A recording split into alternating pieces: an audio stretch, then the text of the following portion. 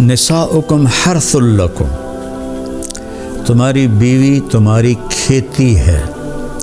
میں تو ایک قدیم زمیندار گھرانے سے تعلق رکھتا ہوں، تو میں نے اگرچہ ڈائریکٹ زمیندارہ نہیں کیا،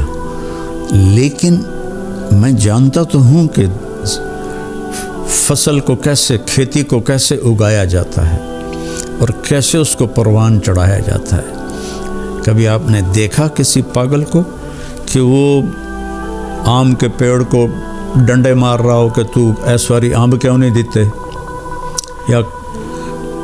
کپاس مکئی کو آگ لگا رہا ہو کہ تو چھلی نہیں لگی، تو ڈوڈا نہیں لگا۔ کس قدر زمیندار محنت سے فصل کو اگاتا ہے، اور پھر اس میں میاں بیوی میں کھٹبٹ تو ہوتی ہے، یہ جنت میں جا کے ہوگا ٹھیک، یہاں رہے گی، یہاں کھٹبٹ رہے گی، اس لیے جھکنا ہے، ایسا نہیں کرنا، ایسے کرنا ہے۔ تو اس میں گندی بوٹیاں پیدا ہو جاتی ہیں، تو ان گندی بوٹیوں کو نکالنے کے لیے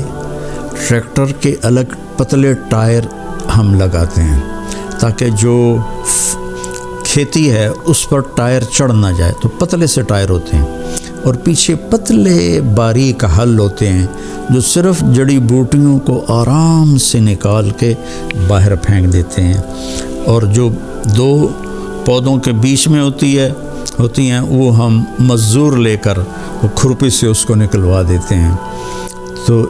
یہاں بھی کیا خوبصورت تشبیہ ہے، کھیتی کو پیار سے اگایا جاتا ہے، پرورش کی جاتی ہے۔ یہ سردیاں آئیں تو آم کے درختوں کو جو چھوٹے تھے سب نے ڈھانپ دیا کہ سردی کی وجہ سے یہ جل نہ جائیں، پانی وقت پہ دو، کھاد دو، خشک شاخیں کاٹو، سپرے کرو۔ ابھی ہمارے گھر میں ایک ہمارے باپ کے ہاتھ کا لگا ہوا آم کھڑا ہوا ہے 1964 کا، تو وہ جا کے ستمبر اکتوبر میں پھلتا ہے، تو وہ اس کی شاخیں بہت ہو گئی تھیں خراب، تو ہم نے مالی کو بلا کر وہ ساری کٹوائیں کہ تاکہ نئی شاخیں پیدا ہوں اور دوبارہ یہ پودا پھل دے۔ تو جس طرح کھیتی کو آپ کے گھروں میں پھلواڑی ہوگی، پھول ہوگا یا کوئی پودا ہوگا گملے میں ہوگا، آپ کتنا خیال کرتے ہیں، ایسا اتنا خیال آپ اپنی بیوی کا کر لیں۔ یہاں تو صرف مرد کو ہی اللہ حکم دے رہا ہے، یہاں عورت کو نہیں دے رہا، مرد کو کہہ رہا ہے اس کو کھیتی کی طرح پالو کہ اسی نے تو پھل دینا ہے، اسی پر تم زیادتیاں کرو۔ سب سے جتنی کوئی چیز قیمتی ہوتی ہے اس کی ڈائی اس سے بھی زیادہ قیمتی ہوتی ہے، کہ اس میں ذرا بھی خراش آ جائے تو وہ خراش اس چیز پہ پڑتی ہے۔ مرسڈیز کی ڈائی کتنی قیمتی ہوگی، اس پہ خراش ہوگی تو مرسڈیز پہ خراش آ جائے گی، کوئی بھی موٹر ہو خراش آ جائے، وہ فوراً ڈائی کو توڑ کے نئی ڈائی لگاتے ہیں۔ اور کائنات کی سب سے قیمتی چیز انسان ہے،